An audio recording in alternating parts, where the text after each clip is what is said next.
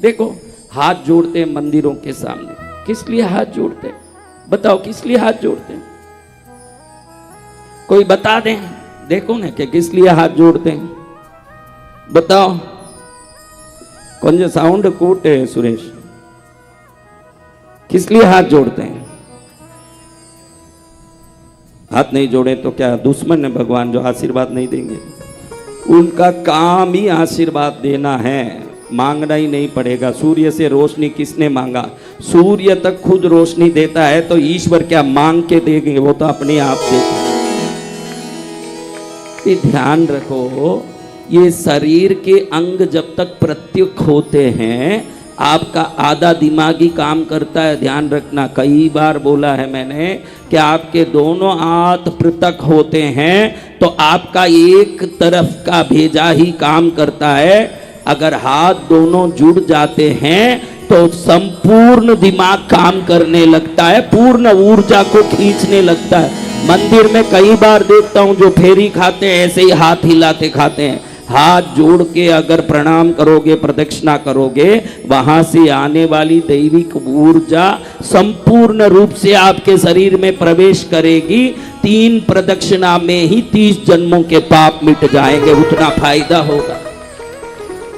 अगर हाथ नहीं जोड़ते हो, जिस हाथ से काम करते हो, कौन जिम्ने हाथ से काम करते हैं, कौन डाबे हाथ से काम करते हैं?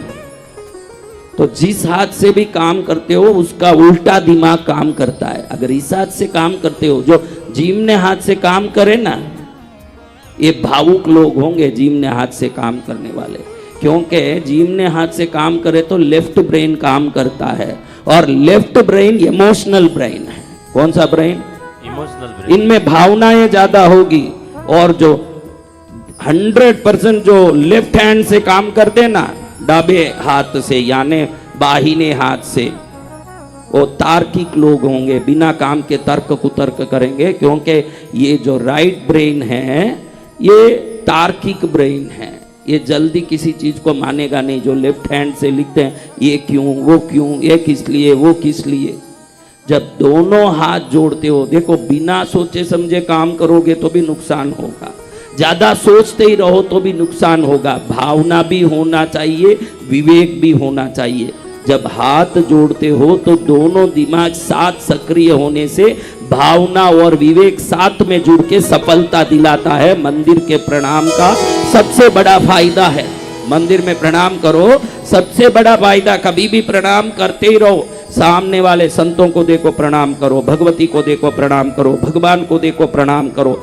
जहां भी देखो वहां प्रणाम करते रहोगे तो प्रणाम का फल ये आएगा कि सामने जिस शक्ति को आप देख रहे हो वहां से पूर्ण ऊर्जा को आकर्षित करने की ताकत आप में आएगी। जय जय गुरुदेव। किसको ताकत चाहिए? देखो हमारे जितने भी सिद्ध पुरुष ज्ञानी योगी लोगों को देखो, पैर भी एक दूसरे से जोड़ के बैठते हैं, हाथ भी एक पर एक रख के बैठते हैं। जब पूरा अंग एक साथ एकत्रित हो जाता है तो ऊर्जा का वलय का निर्माण होता है ना। जब ऊर्जा वलय पूर्ण रूप से घूमने लगेगा, आपका शरीर अनंत गुना शक्तिशाली हो जाएगा ना। जो सोचोगे उसको करने की ताकत आपके अंदर प्रकट होगा। क्या प्रकट होगा?